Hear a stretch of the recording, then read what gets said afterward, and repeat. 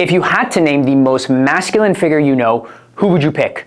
Maybe Andrew Tate, maybe his brother, some other red pill guy. You'd be wrong. The most masculine man has never touched a gun, has never touched a lot of money, he didn't lift weights, and he didn't have to prove his masculinity to anybody. Most of what is being sold as real masculinity is just a costume. Beard, maybe the gym aesthetic, whiskey, a pistol. Jesus did not wear the costume, but he embodied what's underneath it. This is why we need to follow the biblical embodiment of masculinity.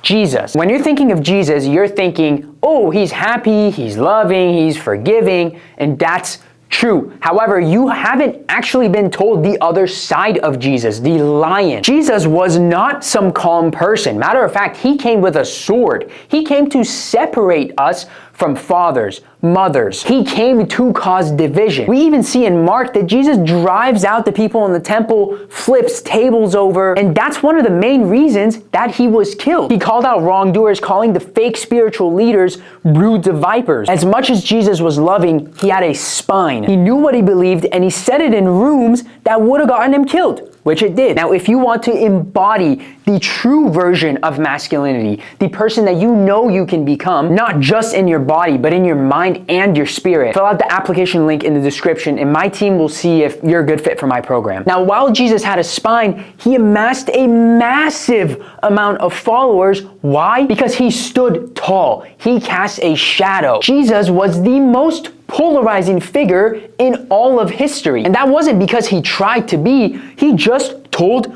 the truth. So he chose truth over acceptance. And that's what I want you to ask yourself. Are you picking acceptance over truth? And a lot of you, if you're honest with yourself, you are. Now, the real biblical masculinity of a man is measured to how much he's willing to suffer. Think of Gethsemane, the garden that Jesus was betrayed. He felt the full weight of it. The sweat, the blood, the tears, everything that he was going to carry. He knew, but he went anyways.